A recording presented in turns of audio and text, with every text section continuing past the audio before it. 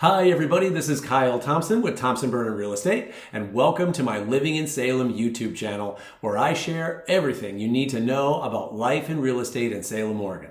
I've been living here for 25 years, and I've got my finger on the pulse of the local housing market. If you like what you see today, don't forget to hit that thumbs up button or leave a comment. YouTube's algorithm loves engagement, so it really helps others find us. Now today, we're diving into the third quarter of 2024, and we finally saw that long-awaited rate cut from the Fed. I'll be analyzing the numbers, giving you the trends, and making some predictions as we look forward to the end of the year. So stay tuned.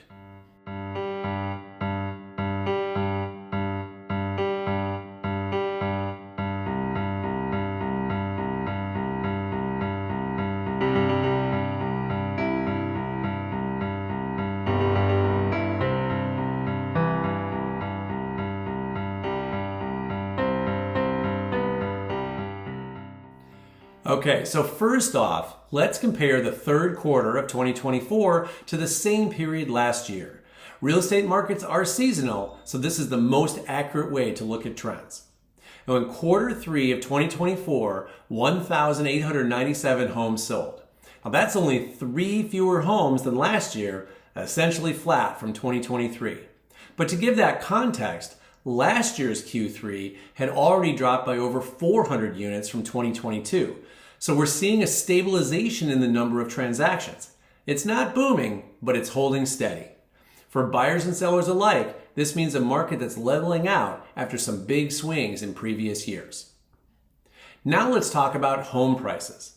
The median home price increased slightly to $450,000, up from $441,645 last year.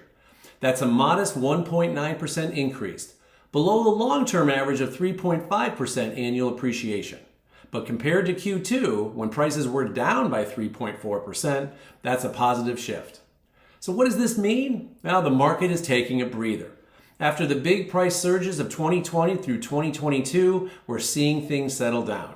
I wouldn't be surprised if we continue to see slow or even no growth over the next couple of years, especially with buyers feeling the pinch from higher rates. Now next is days on the market. Always a key indicator of market health is rising. Homes are now taking 64 days to sell, up from 60 days last year. It's not a dramatic increase, but it's part of a trend we've seen for a few quarters now. Homes are sitting longer than at any point in the last 7 years. Buyers, this means that you might have more negotiating power, especially if a home has been on the market for a while. And sellers, don't expect a quick sale unless your home is priced right and in great condition.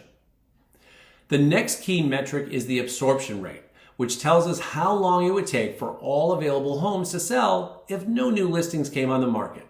In Q3 of 2024, the absorption rate jumped from 60 days to 118 days.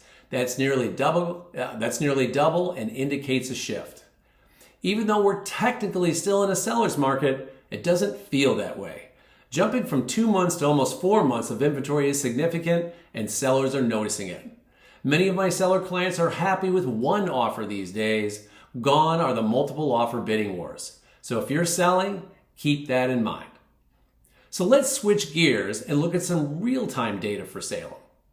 Median list prices are on the rise, with today's list price settling at $524,900, up from $482,000 a year ago.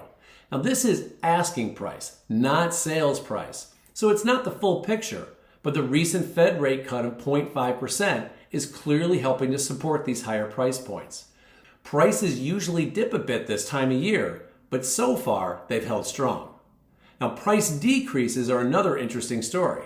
Back during the real estate frenzy of 2020 through 2022, only 10 to 15% of homes were seeing price cuts.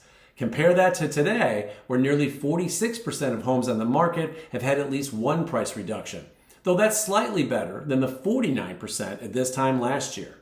Sellers can still move their homes, but they're cutting prices to do it.